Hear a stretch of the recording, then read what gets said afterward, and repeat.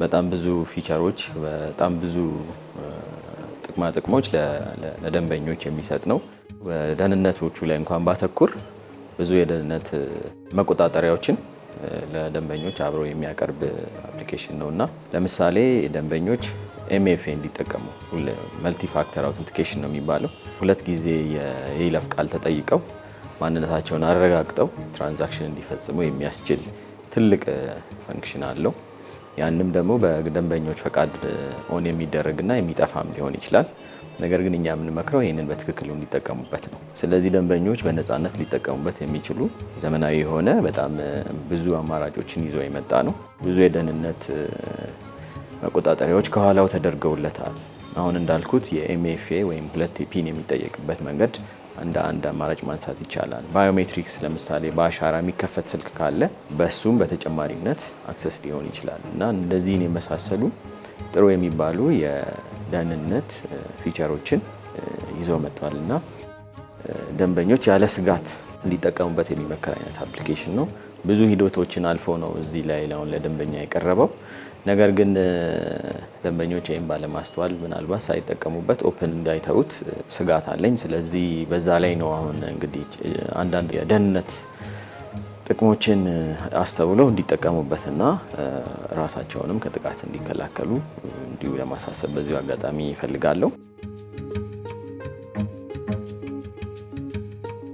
መጀመሪያ ይህ መተግበሪያ በመበልጸግ ሂደት ላይ እንዲሁ በቅርብ የሆነ ሳይሆን ለረጅም ጊዜ ሲጠና የነበረና በፊት የነበሩትን ጉድለቶች አሻሽሎ የመጣ ነው የሚሆነው ይሄኛው እና ከዓለም አቀፍ መለኪያዎች አንጻር ስናየው ብዙ መስፈርቶችን አሟልቶ ነው ለገበያ የቀረበው ወይም ለደንበኞች የቀረበው።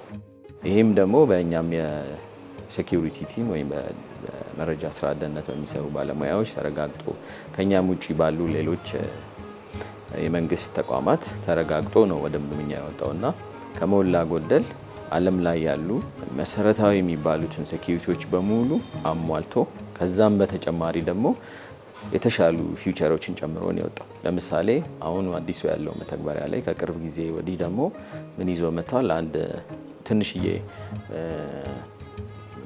የደህንነት መቆጣጠሪያ ቱል በውስጡ አለ። ይህ ማለት ምንድነው? ሁልጊዜ አፕሊኬሽኑ ለምሳሌ በሚነሳበት ጊዜ የአንተን ኪቦርድ የሚያይ አፕሊኬሽን ካለ ወይም ፒንን ስታስገባ የሚያይ አፕሊኬሽን ካለ እሱ ከተነሳ የኛ አፕሊኬሽን መልእክቱን ነግሮ እንዲቋረጥ ለማድረግ የሚያስችል ካፓሲቲም እንዲኖረው እየተደረገ ነው እና የመጨረሻው ማዘመኛ ላይ ምናልባት ይህም ፊቸር አብሮ ይወጣልና ብዙ የደህንነት መስፈርቶችን አሟልቶ የወጣ ስለሆነ ደንበኞች ያለ ስጋት በደንብ ሊጠቀሙበት የሚችሉበት ሁኔታ ነው ያለው ማለት ነው። ሁሌም ስልካችን ላይ መተግበሪያዎችን ለመጫን በሚሞክርበት ጊዜ ስልኩ ራሱ የሚሰጠን ምልክቶች ወይም ኖቲፊኬሽንስ ወይም ማንቂያ ለመልእክቶች አሉ። እነዚህ መልእክቶች ይህ መተግበሪያ የማይፈቀድለትን ፕሪቪሌጅ ወይም ደግሞ አክሰስ እየጠየቀ ነው። ስለዚህ ተጠንቀቅ የሚል ነገር አለና አላው ዲና የሚል በአብዛኛው ይመጣል። ደንበኞች አንዳንድ ጊዜ እነዚህ ነገሮች ባለማስተዋል ሁሉንም ነገር ለመተግበሪያው ይፈቅዱለትና አላው ብለው ወደ ኖርማል አክቲቪቲያቸው ይሄዳሉ። ይሄ በተደረገ በሳምንት በሁለት ቀን ውስጥ ደግሞ ችግሮች ሊገጥሟቸው ይችላሉ ማለት ነው። ለምን ቢባል እነዛ እየጫኗቸው የነበሩ መተግበሪያዎች መሰለያ ሶፍትዌሮች ናቸው። ስለዚህ ሁልጊዜም አፕሊኬሽን ሲጭኑ ስክሪን ላይ የሚመጡላቸውን መልእክቶች በደንብ አስተውለው ማየት አለባቸውና ሁሉም አፕሊኬሽን እና መተግበሪያ የራሱ የሆነ የሚያስፈልገው ፕሪቪሌጅ አለው። ስለዚህ ከዛ ማለፍ ግን የለበትም። አሁን እኔ በአጋጣሚ አንድ አናላይዝ ያደረግነውን ማልዌር ስናይ ወደ 399 የሚሆኑ ፈቃዶችን ጠይቋል አንድ ስልክ ላይ። ያንን እያየ ሰው እንደዚህ አይነት መተግበሪያ መጫን የለበትም። ስለዚህ ሁሉንም ሙሉን የስልኩን ደህንነት ተቆጣጥሮታል ማለት ነው። ስለዚህ ሞባይል መተግበሪያን ብትል ያይድክበትን ቦታ ብትል አሁን ያለህበትን ፎቶ ቪዲዮ እንደዚህ ለሌላ ሰው አላሳልፈው መንትፎ ስለሚሰጥብህ እነዚህን መንታፊዎች የሚላኩትን ሶፍትዌሮች ወደ ስልካቸው ባለማስገባት ወይም ደግሞ እንደው ሳያውቁት ከገባ እንኳን ሁልጊዜ ምልክት የሚሆናቸው አሁን ያነሳ ነው የጥንቃቄ መልእክት በስልኩ ራሱ ይነግራል። ይሄ ነገር ኤክስትራ ተጨማሪ ፈቃዶችን ወይም ደግሞ ፕሪቪሌጅ እየጠየቀ ነው ላስገባ ወይ የሚል ያመጣልሃል እና ይሄ ደግሞ እየነገረ ነው ምልክት ማለት ነው። ስለዚህ ያ ሲገጥምህ አይ ዲናይ ብለህ ከዛ አፕሊኬሽን መጥፋ መውጣት ዲሊት ማድረግ ያስፈልጋል ማለት ነው። በመጨረሻ ላይ ማንሳት የምፈልገው በሶስት የተከፋፈሉ ነጥቦችን ባነሳ ደስ ይለኛል።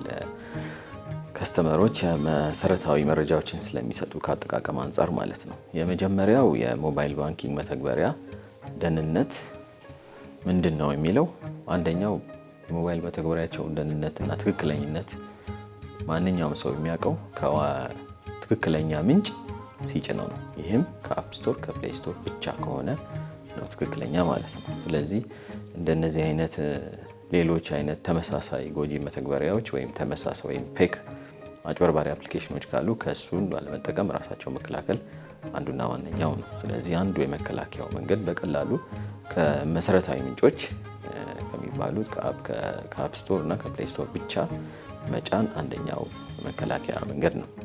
ሌላው ደግሞ ቀጣይነት ያለው ማዘመን። እኛ ለምሳሌ ከከስተመር በሚነሱ ጥያቄዎች አዳዲስ በሚፈጠሩ ዓለም አቀፍ በሆኑ ችግሮች ምክንያት ወይም ክፍተቶች ወይም ቨልነራቢሊቲስ በሚባሉት ማዘመኛዎችን በተከታታይ ለመላክ እንሞክራለን።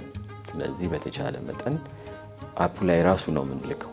እኛ ማዘመኛ ለብቻው አንልክም። ለምሳሌ ሲስተም አፕዴት ሶፍትዌር ምናምን የሚባሉ እነዚህ ሰው በተለይ በአብዛኛው የሚጠቀምባቸው አይነት ስም ያላቸው ጎጂ መተግበሪያዎች ስላሉ ከነሱ ለመከላከል እኛ ሲስተም አፕዴት ወይም የሲስተም ማሻሻያ ስንልክ ራሱ አፑ ነው እንዲያሻሽል የምናደርገው እና ስክሪን ላይ እንዲያሻሽል ይጠይቃል። ራሱን ከፍተህ አፕዴት ስትለው ራሱ አፕዴት ያደርጋል። የትም መሄድ የትም ሌላ ሶፍትዌር መጫን አይጠበቅብህም ማለት ነው። ስለዚህ ሁለተኛው ክሪቲካል ነገር መሆን ያለበት ማዘመኛዎችን በተከታታይ ከባንኩ የሚለቀቁትን ማዘመኛዎች መተግበር ማለት ነው።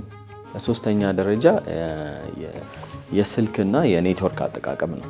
ይሄ ማለት በስልክ ላይ ዳታ አብርተህ በቀጥታ መጠቀም ይቻላል። ዋይፋይም የምንጠቀምባቸው ጊዜያቶች አሉ። ዋይፋይ በምንጠቀምበት ጊዜ ከዋይፋዩ ጋር በምናደርገው ግንኙነት የሚፈጠሩ የሴኪዩሪቲ ችግሮች ሊኖሩ ስለሚችሉ ማንተማመንባቸውን ወይም ፐብሊክ የሆኑ ዋይፋዮችን ለባንኪንግ መተግበሪያዎች አለመጠቀም ይመከራል ማለት ነው።